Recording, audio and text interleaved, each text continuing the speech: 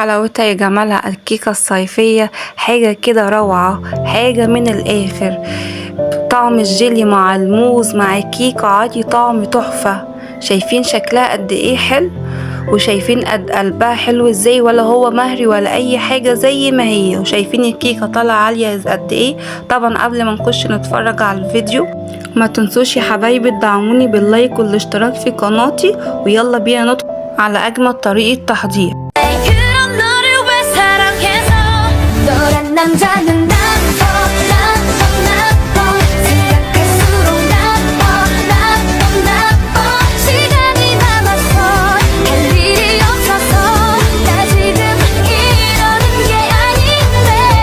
معايا اول حاجه مكونات الكيكه.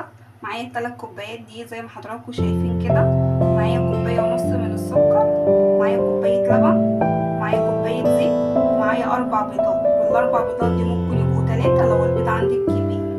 ومعايا باكو باودر. طريقه التحضير: اول حاجه جبت بوله فاضيه وهنزل ب3 كوبايات من الدقيق. طبعا الدقيق يبقى منخول، لازم ده اهم حاجه.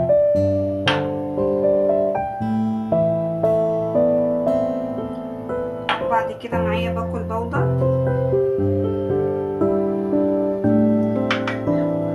وبعد كده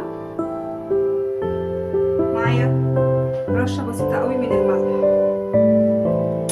وبعد كده حبايبي هنقلب كل الحاجات الجافه دي في قلب بعض. دي اول حاجه. وبعد كده معايا شفشق الخلاط عشان ننزل بالحاجات السائله كلها في قلب الخلاط. اول حاجه الاربع بيضات. طبعا البيض لازم يبقى وراه شويه فانيليا. تمام. وبعد كده معايا كوبايه زيت، كوبايه اللبن،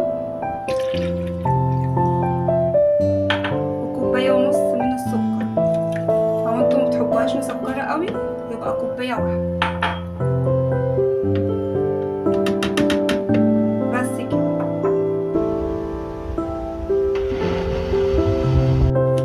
وبعد كده زي ما ضربتهم كده، زي ما انتم شايفين كده، ضربنا كل الحاجه السايله في الخلاط.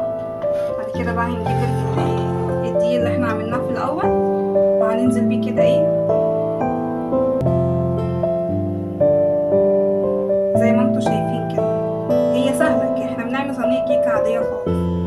بعد كده نضرب بيض ونقلب اتجاه واحد، نسمي بسم الله ونصلي على الحبيب عشان الحاجه بتاعتنا تطلع حلوه ان شاء الله. اللهم صل وسلم وبارك على سيدنا محمد.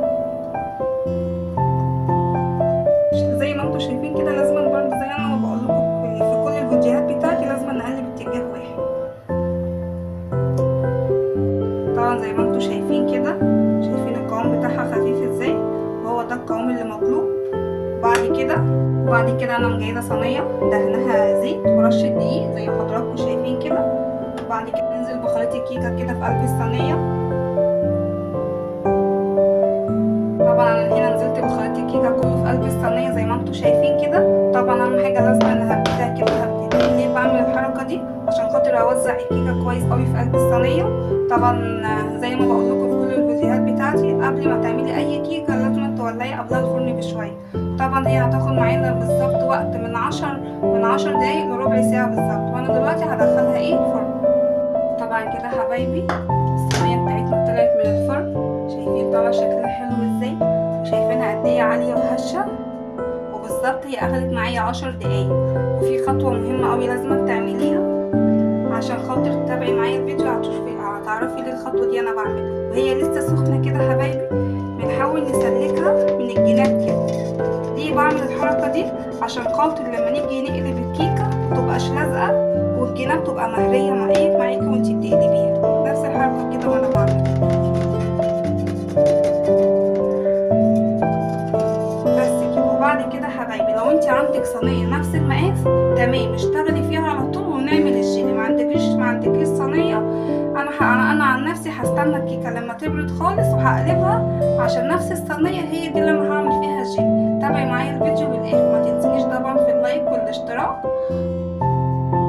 وبعد كده الخطوة اللي جاية، انا معايا باقيين جيلي زي ما انتوا شايفين كده، معايا كوبايتين مية ومعايا ربع كوباية سكر. طبعا باقيين الجيلي انا مش هعملهم الاتنين مرة واحدة، انا الاول هناخد باكو هفتحه كده معاكم، تمام، وهجيب كسرونة فاضية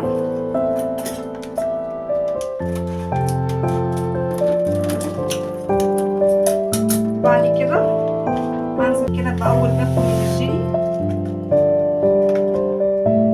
وبعد كده معايا كوبايتين من المية، كوباية تانية،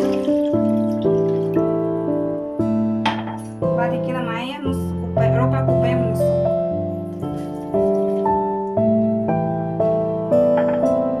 بعد كده هقلب شوية كده السكر مع الجيلي عشان ايه يذوب السكر والجيلي في قلب بعض. دي اول خطوة، تمام. ركزوا انا ما عملتش هنا في الخطوة دي قلباكوا جيلي واحد بس، تمام. الباكو التاني لسه ايه هعمله بس مش تابع معايا. بعد كده يا حبايبي احنا هنرفعه الجيلي على النار، وبعد ما رفعت الجيلي على النار بيكون انا مجهزة صينية فاضية زي ما انتوا شايفين كده، وجايبة كيسة لبن وفتحاها من النص كده وحطيتها في قلب الصينية عشان ايه ننزل بقى في الجيلي زي ما هتتابعي معايا في الفيديو كده. هي كده صينية عادية فاضية خالص، وشايفين الكيس ده بيسهل عليكي حاجات كتير قوي. وانا جايبة شرايح موز لو متوفر عندك ومقطعاه شرايح زي ما انتوا شايفين كده. وبعد كده هنبدأ نرص في أرضية الصينية فوق الكيسة دي هتسهل عليكي لما انت تيجي تحطي الجيلي في قلب الصينية، وبعد كده بيدخل الفريزر عشان خاطر يمسك. وبعد كده لما نحط الكيكة فوقيها هتبقى سهلة علينا قوي واحنا بنقلب صينية الكيكة، عشان خاطر ما تبقاش مهرية والجيلي ما يبقاش مهري كمان معانا، زي ما هتتابعي معايا الفيديو كده وهتشوفوا وكده.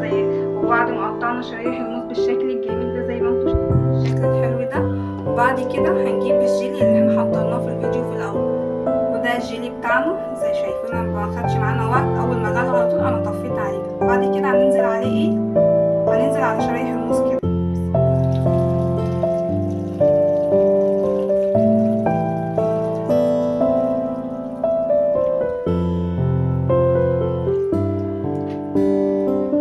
زي ما انتوا شايفين كده. بعد كده حبايبي انا هدخله مع لو احنا مستعجلين عليه انا عن نفسي هدخله الفريزر لمده نص ساعه عشان خاطر الجيلي بتاعنا يمسك بسرعه. يلا بينا حبايبي نحضر باكو الجيلي التاني. انا هعمله بنفس الطريقه اللي انا عملته في اول الفيديو، اللي هو كوبايتين ميه زي ما انتوا شايفين كده وربع كوبايه من السكر.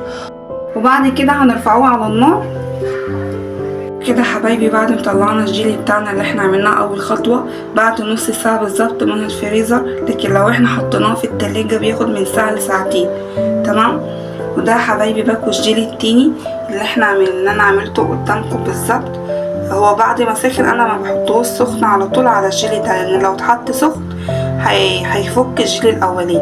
بعد كده هناخد كبشه كده الاول بنحطوه على اللي هو ايه مسك الاولاني نفس الطريقه كده. كبشه تانية كمان نفس الطريقه كده، تمام. ودي يا حبايبي الكيكه بتاعتنا بعد ما بردت خالص. بصوا انا قلبيه مخليه الوش هو اللي هيتحط فوق الجيلي، والقعر بتاعها هو اللي بيبقى من فوق الوش زي ما انتوا شايفين كده. هي طريقتها سهله، يعني ممكن تبقى خطواتها كتير، بس احنا في الاخر بناخد طعم لذيذ وحلو. بصوا حبايبي انا حطيت الوش من تحت والقعر من فوق، خدوا بالكم قوي من الخطوه دي. وبعد كده اخر شويه جيلي باقيين معانا بنسقي بيها ايه الكيكه كده، وما تخافوش ما بتعجناش ولا اي حاجه من الجناب كده الاول نفس الطريقه كده. هي ممكن تبقى خطواتها كتير بس في الاخر بتاخدي طعم حلو قوي ولذيذ والله. وبعدين بتمشي في الجو اللي احنا فيه ده، الجو الحر الكتير اللي شايفينها سهله ازاي. نفس الطريقه كده كأنك بتسقي شربات. اخر شويه هحطهم كده عشان مش جايبين معايا.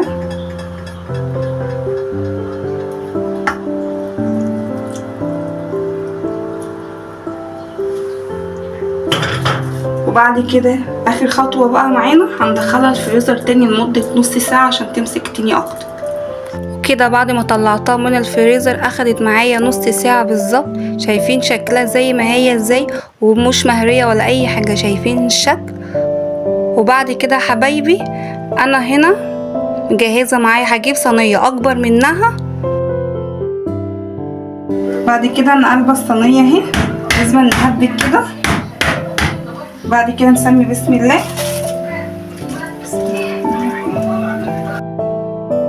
وكده بعد انا ما قلبت الصينيه، وشايفين شكل الكيس ده اللي احنا فرشناه الاول في الصينيه، شايفين بيتشال ازاي بكل سهوله زي ما انتوا شايفين كده. وشايفين شكل الجيلي الجميل ده زي ما هو ازاي، ولا مهري ولا اي حاجه، ولا في منه باقيه في الصينيه ولا اي حاجه. ليه؟ ده من فكره الكيس اللي انا حطيتها في الصينيه في الارض. وعلى فكره الكيس دي لو لحد لاول مره لسه بيعملها هيسهل عليكي قوي الفكره، وهتبقى سهله جدا وبسيطه معاكي. شايفين شكل الجمال، شايفين شكل الجيلي مع الموز مع شكل الكيكه تحفه. شايفين الجمال بجد، تستاهل ان انت تجربيها. وطبعا انا هنا هبدا اقطعها عشان خاطر اوريكم قلبها عامل ازاي من جوه، عشان تعرفوا ان هي ولا اتهرت ولا اي حاجه من صوص الجيلي اللي احنا حطيناها زقتها بيه. شايفين شكل الكيكه من جوه زي ما هي ازاي، حاجه الصراحه روعه. شايفين شكلها مش مهري خالص ازاي، الكيكه زي ما هي. طبعا كده حبايبي وصلنا لنهايه الفيديو، وبألف هنا.